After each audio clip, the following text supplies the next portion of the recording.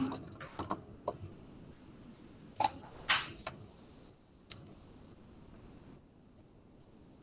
right. So now you have the two equations. The one on the left is the normal one. The one on the right is if you want to go backwards. How much would you have to invest to have this much money in this many years at this rate? So one's going forward in time, one's kind of going backwards in time. So how much is in an account after 4 years where 800 was initially invested at a 5% annual rate if interest compounds monthly? So I'll set that up.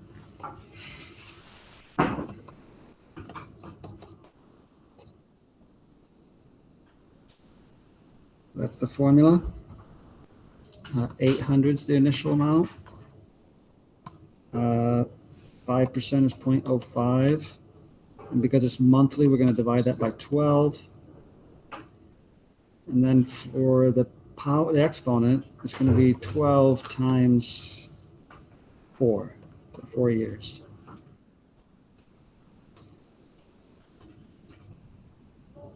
So when I do 1 plus 0.05 divided by 12, I get, it looks like 1.00416 repeating.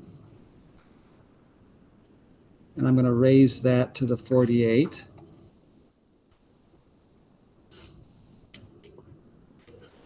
Which gives me something like just about a little more than 1.22. I'm going to take that number times 800, and I get $976 and about 72 cents if I round.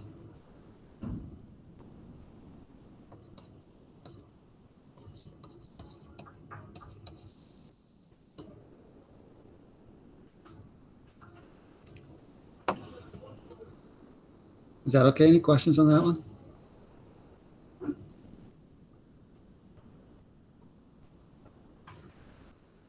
$10 is very similar. Same formula. That's an R.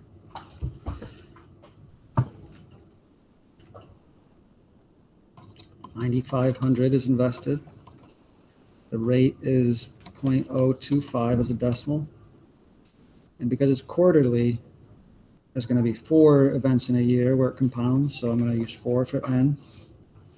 It's 10 years, so that exponent becomes 40. So I will get 1 plus 0.025 divided by 4. That comes out to that. Raise it to the 40th power. I get something like 1.283026, kind of a long number, a little more than 1 1/4. I multiply that number by 9,500.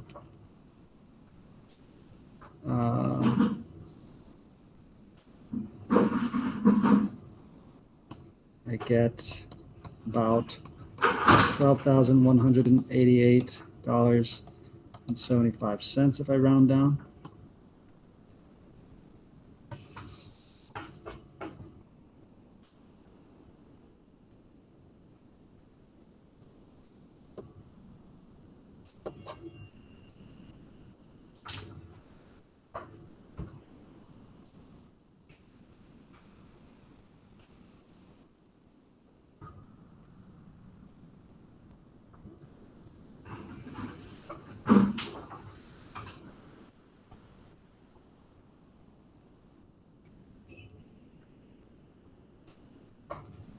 We okay with that one?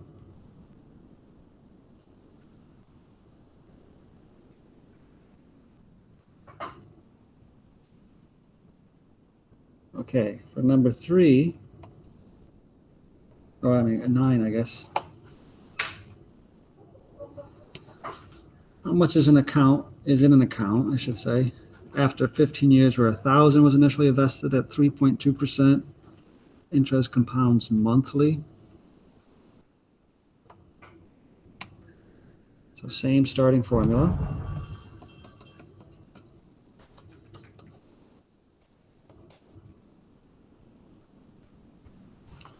Now we have 1,000 as our principal. The rate is 0.032. Monthly, there's 12 months in a year. So there we go. Oh, the T is 15 years. So 1 plus 0.032 divided by 12. That's, looks like it comes out to 1.0026 repeating.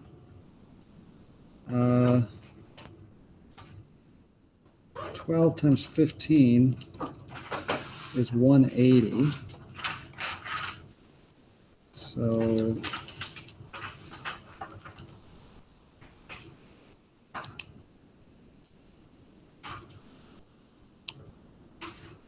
gives me about 1.615-ish. I multiply that by 1,000. That just moves the decimal 3 places. So that's 1615, or about 4 cents.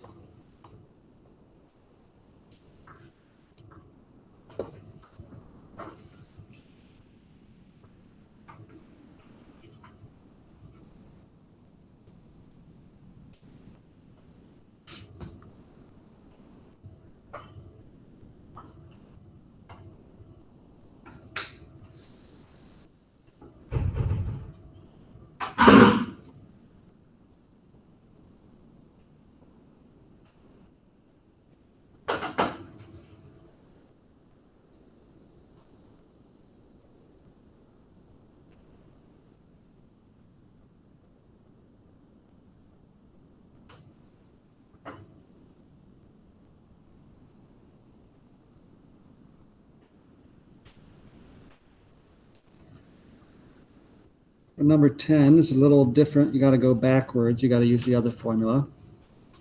How much would you have had to have invested in order to have $6,000 today if you had started 10 years ago at 6% interest? What would you have started with? For that one, I'm going to use, oops, the old value should be the new value divided by 1 plus the rate over n times nt. You could equivalently use the old amount times, I'm sorry, the future amount times 1 plus r over n times minus nt. Those are the same thing. So whichever one you like better, that's fine. I'm going to use the negative power, I guess. So I'm going to say my new amount is 6,000. That's what I want to end up with. And so I'm going to take 1 plus r over n.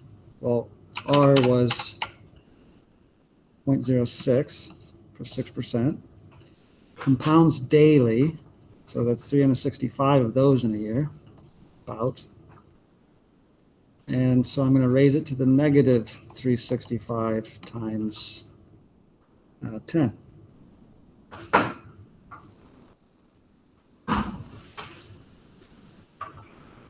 So 1 plus 0.06 divided by 365 gives me a long decimal. Raise that to, and then I'm going to use parentheses, negative 3650.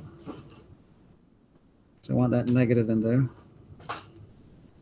And I get a small number, a number less than 1. I get 0.5488 about. So if I multiply that by 6,000, I see that I would have needed to invest 3,293 and about 3 cents. Maybe a little bit more than 3 cents. Maybe I should go to 4. Yeah. Yeah. So that's how much I would have had to invest 10 years ago at 6% in order to end up with 6,000 today.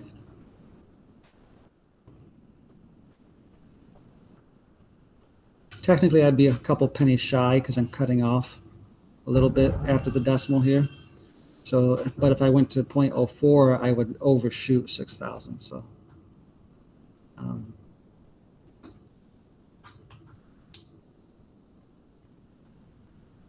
Are we okay with that one?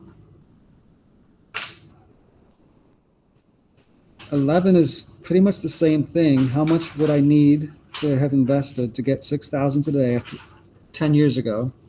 That's 6% annual interest, but this time it compounds quarterly. So the only difference I would make here is everything would be the same, except I would divide by 4 here because it's quarterly, and I would multiply the 10 years by 4 up here. That's the only real change. So if I do all that same stuff, 1 plus 0.06 divided by 4 this time, raised to the negative 40th, I get 0.5513, a little bit larger than what I got before, times 6,000. So 10 years ago, I would have had to invest $3,307 and about 57 cents. Again, 58 would put me over, 57 would put me right underneath it. But that'll get you pretty close to $6,000 if you had invested that 10 years ago. So I would have had to invest, looks like about $14.54 more if it compounded quarterly instead of every day. If it compounded every day, interest would work a little bit better, and I wouldn't have needed to put in quite so much. But after 10 years, what's $14 really? Not terrible.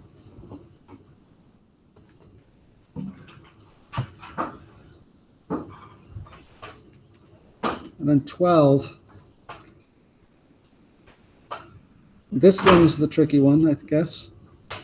This is the one that involves the logarithms because they want the amount of time, and time is in the exponent in this formula.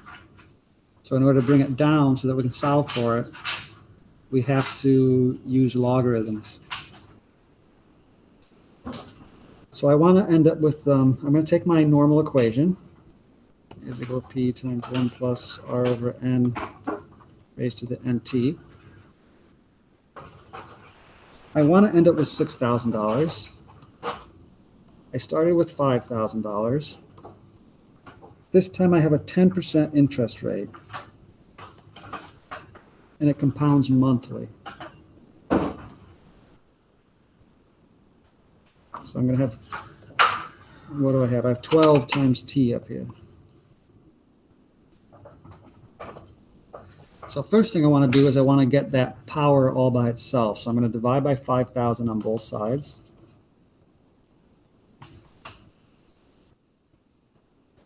And 6 divided by 5 is 1.2.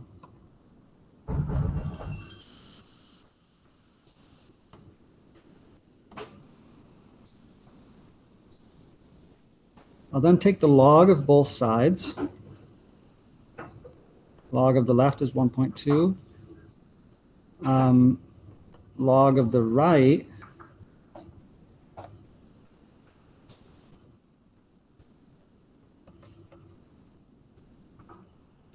if I do that, it allows me to bring the exponent down, multiplying in front. So that's the same as 12 times t times the log of 1 plus 0.1 divided by 12. I have log of 1.2 over here.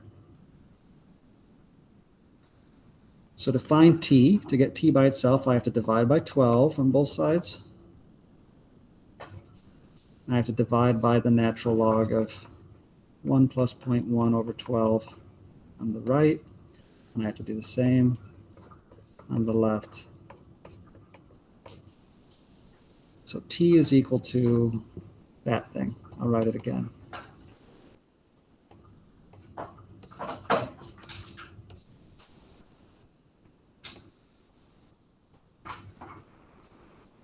So how would I put that in my calculator?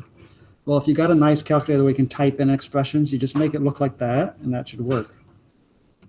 If you have to do things inline, I would start with the 1 plus 0.1 divided by 12. So 1 plus 0.1 divided by 12. And then I would take the log of that.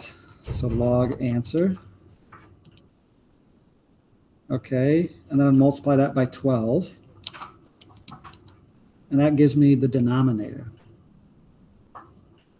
You then have an inverse key on your calculator. Mine is x to the minus 1. Yours might say 1 over x.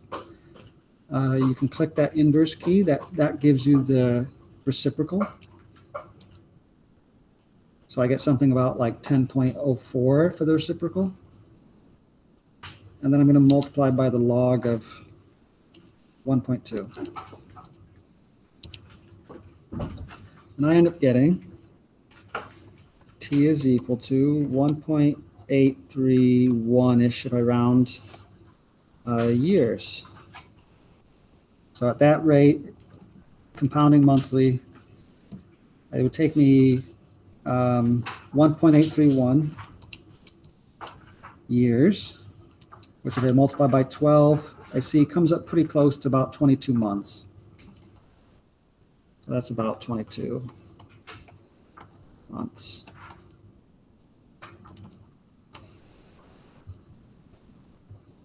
Is that okay? So that's probably the hardest question. But you can have your notes. So you can have your example problem. And if you get through it somewhat okay, you get partial credit. So it's not the end of the world if you miss some points on that one. But hopefully, especially the other questions are not that confusing to you.